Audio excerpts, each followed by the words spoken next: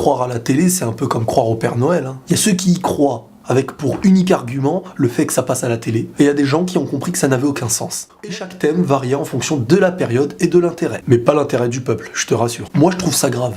Alors, on écoutait les infos aussi, il y a des réseaux terroristes partout. Ce qu'il faut savoir aussi, c'est que le méchant, aux yeux des gens, c'est celui qui vient t'attaquer, hein, ce qui est normal. Hein. Donc oui, ceux qui tuent les innocents sont des méchants. Mais le problème, en fait, c'est que dans chaque pays du monde, des méchants étrangers viennent attaquer des gens gentils. Aujourd'hui, on est sur place, donc on a une seule vision. Mais demain, si on aurait une vision extérieure, eh ben, il y aurait un nouveau méchant à nos yeux. Et parfois, le méchant de là-bas, c'est le gentil d'ici, et le méchant d'ici, c'est le gentil de là-bas. Donc à quoi sert au final d'être informé à la télé d'une chose qui est une vérité ici, alors qu'ailleurs, eux-mêmes sont informés par la télé d'une vérité qui est la leur et qui ne coïncide pas avec notre vérité à nous. La vraie vérité, c'est pas oui ici et non là-bas. La vraie vérité devrait être unanime partout. Maintenant, qui a raison, qui a tort, à vous de vous donner une idée. Donc vivez votre vie, votre vécu aura une bien meilleure réponse que celle qu'on veut vous faire croire ou vous dicter. Mais sachez qu'il y a du bon et du mal partout.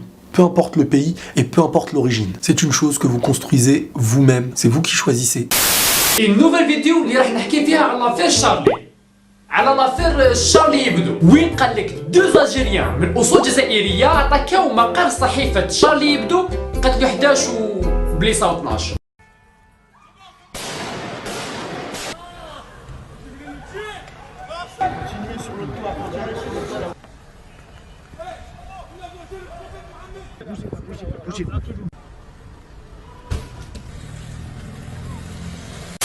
بون على باليش اذا لافير شارلي يبدو كاين منها ولا مخدومه مي كاين شويه عفايس ما دخلوش في راسي بلوطو كاين بزاف عفايس ما دخلوش في راسي باغ اكزومبل الطرق الفارغين على 11 تاع النهار وكنقول لك فارغين معناتها فارغين يصفروا كومام رانا في باري ماشي برج باجي يخبش الطوموبيل اللي كانوا لي روتروفيزور تاعها بيوض قبل لاطاك ورجعوا كحوله كي لقاوها حبيبنا اللي كان يصور من الفوق وماشي كاع مقلق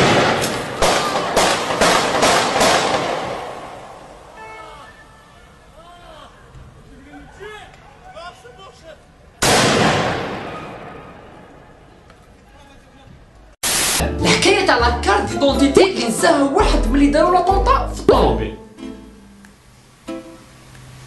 سيد عنده 60 كلاس 20 بيا لي كاغول لي جيني باربال ديجا راه اور لا لوا فهموني برك واش راح يدير بكارت ديدونتيتي هو رايح يدير اطونطا كي كان راجع الطوموبيل ما نساش رفد الصباط تاعو ولا تاع صاحبو ما على باليش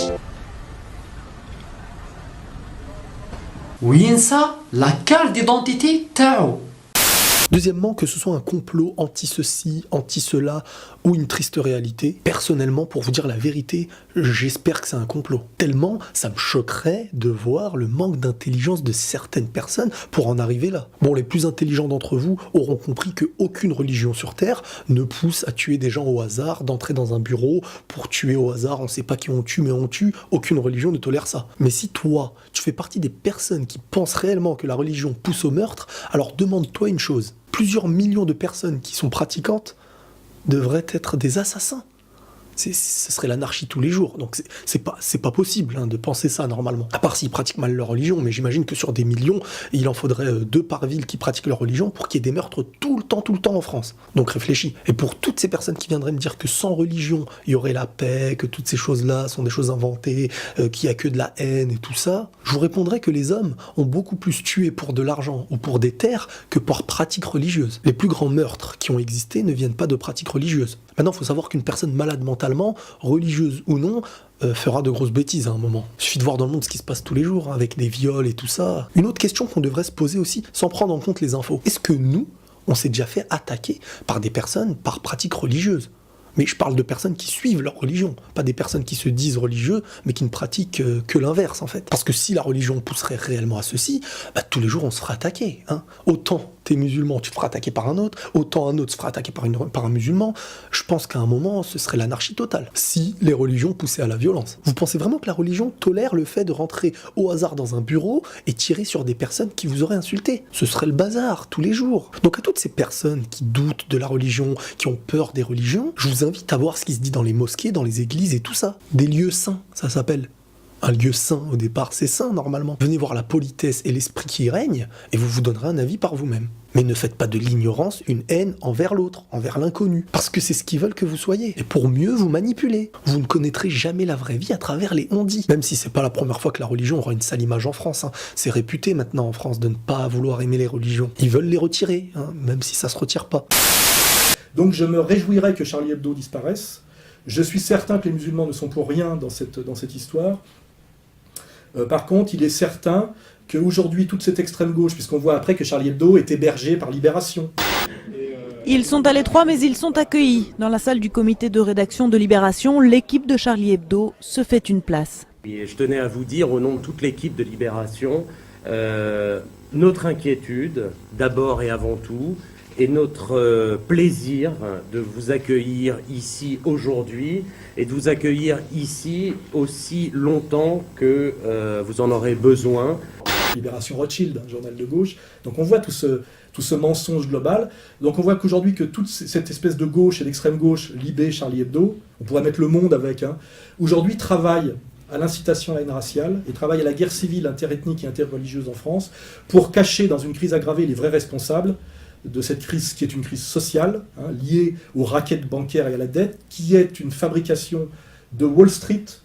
Et là, je fais bien remarquer que ceux qui tiennent Wall Street au niveau idéologique et communautaire ne sont sûrement pas des musulmans, pas beaucoup des catholiques, mais cette alliance que je dénonce systématiquement, impériale, judéo-protestante, américano-sioniste. Voilà. Hein. فلما القرآن الكريم يقول إذا سمعتم آيات الله يكفر بها ويستهزأ بها فلا تجلسوا معهم. خلاص انتهينا. فلا تجلسوا معهم حتى يخوضوا في حديث غيره. يعني الأمر الإلهي مش إنه نقتلهم علشان استهزأوا. يعني ممكن ترجع تقعد معهم بس يخوضوا في حديث غيره. غيره. الآية نعم. حتى يخوضوا في حديث غيره، يعني لو نفس الناس، شوف عدم شخصنة الموضوع، نفس الناس خاضوا في حديث غيره خلاص. وما ساب الرسول عليه السلام يوم من أذية واستهزاء، ومن 1 هجري إلى 9 هجري، وهو يعني من أكبر المعادين في المدينة المنورة.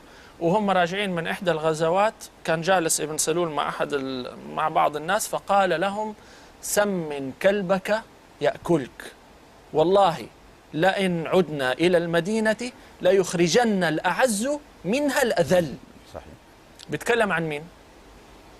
عن سيد الخلق عليه الصلاة والسلام. لما سمع الرسول عليه الصلاة والسلام الحادثة ماذا فعل؟ تركه حتى لا يقول الناس إن محمدا يقتل أصحابه. ماذا فعل الرسول في وفاته؟ لما كان على فراش الموت ابن سلول بعد كل هذه الأذية جاء وعاده، زاره في مرضه، فصار بينهم حوار، يحكي أحد الصحابة صار بينهم حوار، ثم قال ابن سلول للرسول عليه السلام من علي اليوم بقميصك كفني فيه وصلي عليه. الله أكبر. هو على فراش شوف مين؟ رأس المنافقين.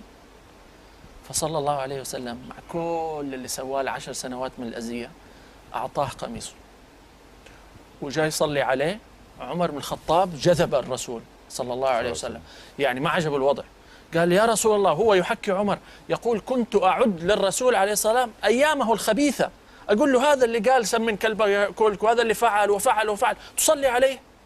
فقال صلى الله عليه وسلم دعني يا عمر فإن الله خيرني، ووالله لو أعلم أني أستغفر له أكثر من 70 مرة فيغفر الله له لاستغفرت له. الله أكبر. الرسول لو بيننا اليوم صلى الله عليه وسلم تعتقد كان حيعطي بالا لفيلم رخيص تافه صاحبه أصلا أنت عارف أنه تسجن أول أمس؟ لا والله. صاحب الفيديو تسجن. ليه؟ محتال على قضايا أخرى، محتال، راجل محتال عنده قضايا أخرى، سرقة ونهب ومش عارف مين سجنينه حاليا. هل يعقل أنه فيديو وشخص زي ده يقيم أمة ويقعدها؟ فيديو يحرك 1.5 مليون مسلم وإحنا نعتقد أنه في محبة الرسول عليه الصلاة والسلام.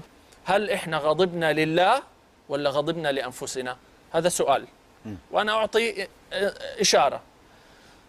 إذا الغضب لله المفروض أنه غضبنا أنه صارت إهانة لنبي من أنبياء الله بغض النظر من هو. طب لماذا لم نغضب لما نستهزأ بعيسى عليه السلام؟ لماذا لم نغضب لما استهزأوا بموسى عليه السلام؟